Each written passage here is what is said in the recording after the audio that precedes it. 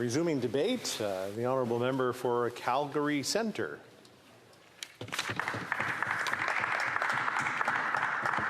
Well, thank you, Mr. Speaker, and I thank my colleague across the way for his wonderful speech here tonight. But tonight I rise in this House in support of his motion, whose necessity became obvious over the past 3 years. The COVID pandemic divided Canadians in many ways, but one of the most despicable divisions that arose was the increase in anti-Asian racism. It shocked most everyone I knew, but it clearly built a gut reaction to blame one of Canada's greatest contributing communities for a worldwide pandemic. Such is the work of small minds. But racism it is.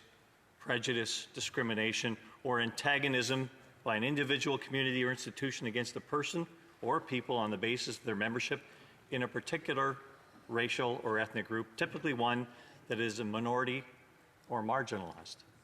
To our shock, we watched this stupidity manifest itself.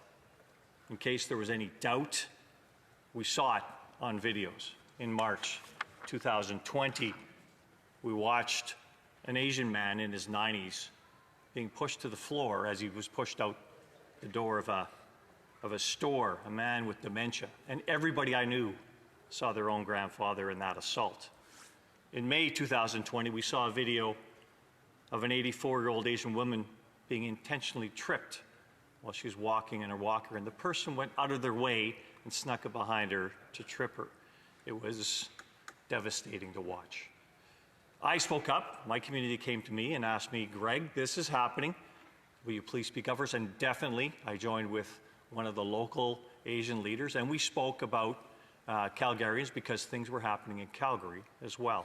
And make sure that we are not confusing anything that's happening on the world stage with Canada's own ethnic communities. This was something that was a despicable response, but it got worse. It got worse in July 2020. A Calgary man on a bike path drove by a woman who was on a skateboard and spit on her and issued a racial slur. It's on video. And it was one of the most despicable things we've seen on video in Calgary. We recognize the spot where it was in Calgary, so it's nothing we can say is just somebody else. It is in our communities, and it manifests itself very badly. Police reported that anti-Asian hate crimes had increased by 11% between 2019 and 2020, 11% across the country. However, in the Lower Mainland in Vancouver, anti-Asian hate crimes increased by an outrageous 878%. And in case we need to look deep into the mirror, Canada's rate of anti-Asian hate is per capita double that reported in the United States. We wear this. There is no community more solidly ensconced in the Canadian mosaic than the East Asian community. My generation is one that grew up with the East Asian community. We shared hockey teams and baseball teams, music lessons. We ate at each other's homes. We celebrated each other's festivals. Waves of immigrants that have arrived in Canada after the first East Asian community came here are equally part of our mosaic. So it's with dismay that we watch the racial antagonism emerge. And let me say that Canada is still a warm country for immigrants, particularly those that are fleeing parts of East Asia where they feel they have less freedom and opportunity than we offer here in Canada. We are a great country, and we are blessed to have these wonderful new Canadians. Let's reflect on the 17,000 Chinese labourers who came to Canada to build the western section of the Transcontinental Railway. Due to unsafe working conditions, more than 4,000 of those men tragically lost their lives. That's almost a quarter.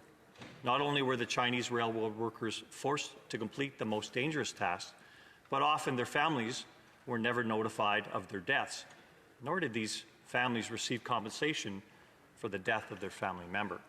These stalwart railroad workers were compensated less than half that of other railroad workers. Chinese workers were paid $1 a day and had to pay for all of their food and gear. To add insult to this injustice, the Chinese community was degraded in newspapers as they were blamed for taking jobs away from Canadians of European descent. It is ironic in this country that Canada's first grand public enterprise in uniting a nation from the Atlantic to the Pacific was so divisive in the manner it treated those who came from Atlantic shores in preference to those who came from Pacific shores.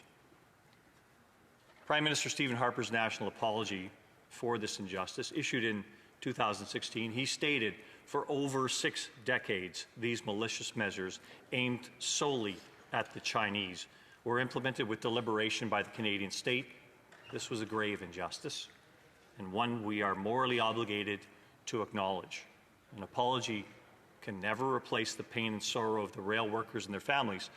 However, I am hopeful this apology lands and addresses some of our history.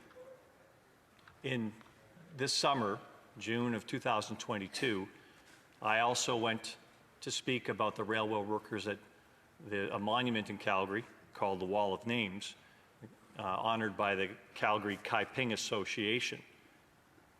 It's at a place called Chen Park, and the monument had been vandalized. So this is not over. This didn't end with COVID. It's extremely disappointing and reminds us all that we have to make sure that we continue.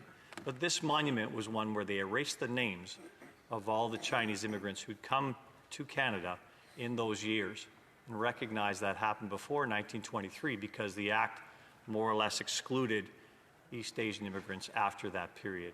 It is a shame. It's something that needs to be righted, and it continues to exhibit itself on the streets of my city, a very open, dynamic, multicultural city, that somehow there is still voices that say these people are different. Well, they're not. These people are part of our mosaic. These people belong with us, and these people are Canadians. This motion is one we back 100%, Mr. Speaker, and I'm honored to be able to speak to it in this House of Commons, and thank you very much. Continuing debate.